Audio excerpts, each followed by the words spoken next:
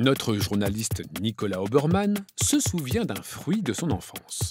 Une baie qui n'était pas du tout de son goût. Écoutez.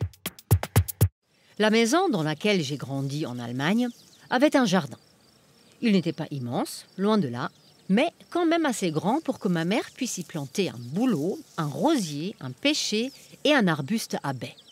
Je trouvais le bouleau et les roses très beaux et les pêches délicieuses. Seules les baies ne me disaient rien qui vaille.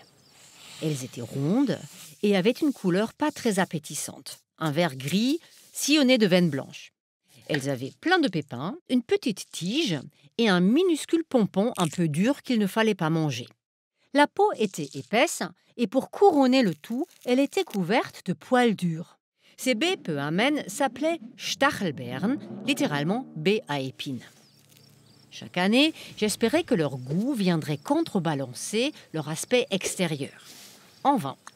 Nos Stachelbeeren étaient acides, très acides, horriblement acides. Dieu merci, la récolte de ma mère suffisait tout juste à la préparation d'un gâteau. Avec une bonne dose de sucre, c'était mangeable. Puis, jeune adulte, je déménage en France et j'oublie jusqu'à l'existence de ce fruit. Loin des yeux, loin du cœur, comme on dit. Et voilà que des années plus tard, une amie allemande m'offre un joli pot de confiture de Stachelbeeren et me demande en passant comment on appelle ça en français. C'est là que je réalise qu'ici en France, je n'ai jamais vu la moindre Stachelbeere, ni au supermarché, ni chez le maraîcher ou le boulanger, ni en confiture, ni en compote, ni en yaourt ou riz au lait, ni dans les jardins de mes amis. Me voilà donc obligée de chercher le nom français sur Internet. Et savez-vous comment ça se dit en français ? Groseille à maquereau, oui, comme le poisson. Mais que vient-il faire dans l'histoire ? Eh bien, ce drôle de nom trouve son origine dans le fait que jadis, cette baie charnue entrait dans la composition d'une sauce aigre douce qui accompagnait le maquereau. Pas étonnant qu'elle ait raté le grand saut dans le yaourt, avec un nom pareil. Et si on regarde les autres sobriquets dont cette malheureuse a été affublée aux quatre coins de la France, force est de constater que les Français la chérissent apparemment aussi peu que moi dans mon enfance. Dans le Nord, on lui donne le surnom de gratte-poux, on l'appelle également croque-poux ou encore raisin crépu. Et puis, dans un autre registre, elle est qualifiée de péteuse ou pire, tenez-vous bien, de pétasse. Des appellations pas franchement flatteuses, vous en conviendrez. Bizarrement, ce sont nos amis les Anglais qui raffolent particulièrement de cette baie. Ils l'ont baptisée gooseberry et l'utilisent dans des centaines de recettes. Gâteaux, glaces, crème ou encore cocktails, limonade, ketchup, chutney. Le groseillier à maquereau est un arbuste rustique qui défie le mauvais temps et le grand froid. Cela explique probablement pourquoi ce fruit est beaucoup plus populaire dans le nord de l'Europe que dans l'Hexagone. Pourtant, il semble que depuis quelque temps, la groseille à maquereau fait son grand retour dans la gastronomie française. Même les chefs étoilés commencent à l'introduire dans leur création. Et moi, après avoir écumé les marchés parisiens, j'ai fini par trouver une barquette. Bien sûr, j'ai tout de suite goûté, et vous savez quoi ? Je n'aime toujours pas ça.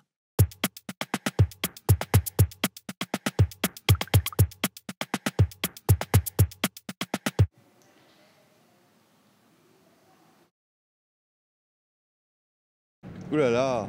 Ouh là là! Ouh là là! Ouh là là! Oh là là!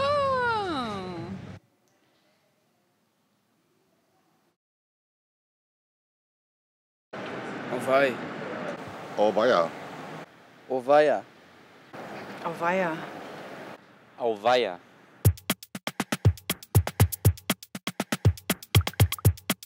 Zondes Zouaghi est une Française d'origine tunisienne. Elle enseigne le marketing à l'université à Paris. Et ce soir, elle nous propose de l'accompagner au hammam. Vous êtes prêts ? Parmi les rites que nous n'avons jamais abandonnés, nous, les Tunisiens en France, il en est un que nous savourons particulièrement, le hammam.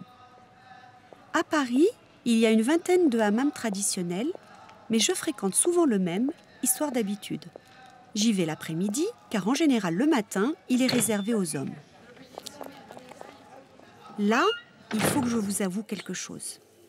En France, au hammam, il y a aussi des Européennes. Il y en a de plus en plus. Mais voyez-vous, souvent, elles ne savent pas vraiment y faire. Trop pudiques ou au contraire trop provocantes, elles peinent souvent à trouver la bonne attitude. C'est que la séance de hammam suit un rituel précis, un rituel que nous avons hérité des Ottomans qui ont occupé la Tunisie du XVe au XIXe siècle. Nous allons au hammam pour nous laver, nous purifier le corps et l'esprit. Non pas que nous n'ayons pas de salle de bain chez nous, certaines en ont même 2 ou 3, non. Nous y allons car c'est un moment de partage et d'intimité. Moi, j'y vais avec ma maman, mes cousines et mes tantes ou avec des amis. Nous arrivons avec nos gros sacs et nos valises à roulettes, tout excités à l'idée de partager ce moment agréable. Et tandis que nous nous déshabillons dans les vestiaires, il faut nous entendre. Nous nous interpellons, nous parlons fort, nous rions. C'est vrai que, dans ma culture, la joie s'exprime et ne doit pas être rentrée en soi. Il ne viendrait jamais à l'idée de personne de nous demander de nous calmer. Une fois déshabillés, nous gardons juste le slip. Nous entrons chacune notre tour dans le bain de vapeur. Une première pièce chauffée, une deuxième pièce plus chaude et saturée en vapeur, et nous voilà enfin dans la troisième pièce, la plus petite et la plus chaude.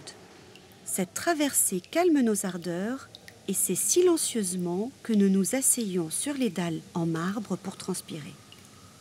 La chaleur et la vapeur sont si intenses que la respiration se fait difficile. Les épaules se voûtent, chacune entre en elle-même dans une sorte de méditation. J'aime particulièrement ce calme intérieur que la dureté des éléments nous impose. Pendant ce temps, les pores de la peau se dilatent et la transpiration commence son travail d'expulsion des toxines et des peaux mortes. En Tunisie, nous sommes convaincus que cette transpiration permet de prévenir un grand nombre de maladies. Lorsque les pores sont bien ouverts, chacune notre tour, nous passons dans la pièce du milieu, un peu moins chaude. Et la harza, une femme spécialiste du gommage, se charge de nous frotter avec le gant de crin, la kessa. Je ne sais pas pourquoi, toutes les harzas frottent les parties du corps toujours dans le même ordre, mais c'est comme ça. Le dos, l'arrière des jambes, le torse, le devant des jambes, les bras et enfin le visage et le cou. Lors du gommage, les peaux mortes sont extirpées et forment des mini-boulettes qui roulent sous le gant. C'est impressionnant. Rassurez-vous, c'est normal, c'est comme ça pour tout le monde et ça ne veut pas dire que l'on est sale. Après, nous nous isolons dans une petite cabine individuelle pour le lavage intime. Là, on peut enlever son slip. Si on est amené à sortir, la décence veut que l'on se cache le pubis avec un gant, un récipient ou juste avec la main. Le savoir-vivre au hammam exige que les regards soient discrets et que les postures ne soient pas provocantes. On apprend dès l'enfance par mimétisme ce code de bonne conduite. Une fois les cheveux lavés et le bain terminé, la harza nous apporte les foutas, les draps tissés en coton, dans lesquels nous nous emmitouflons pour gagner la salle de repos, où nous attendons les autres en buvant un thé, en mangeant des gâteaux et des fruits. Lorsque les effets de la chaleur se dissipent, le corps devient léger et l'esprit cotonneux. Nous repartons beaucoup plus calmes que nous étions arrivés. Les autres femmes nous saluent d'un saha, santé, et nous leur répondons, comme le veut l'usage, Yartik saha, santé à toi.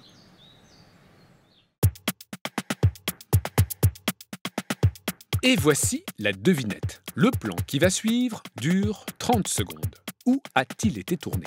En France ou en Allemagne? Et où se cache l'indice? Parce qu'il y en a un.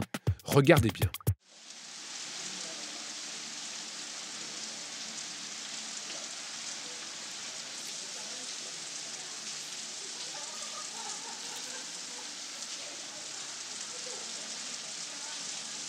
Ce n'est pas évident aujourd'hui, n'est-ce pas? Soyez bien attentifs.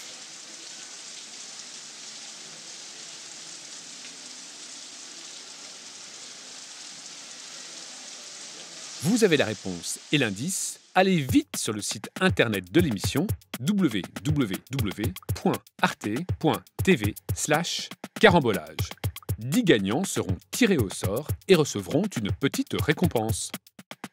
Et voici maintenant la réponse à la devinette de la semaine dernière. La lettre M ne pouvait pas vous échapper, d'autant plus qu'elle apparaissait à 2 endroits dans l'image. Mais de quoi s'agissait-il ? Eh bien, il s'agissait du logo de la ville de Montpellier. Nous ne pouvions donc être qu'en France.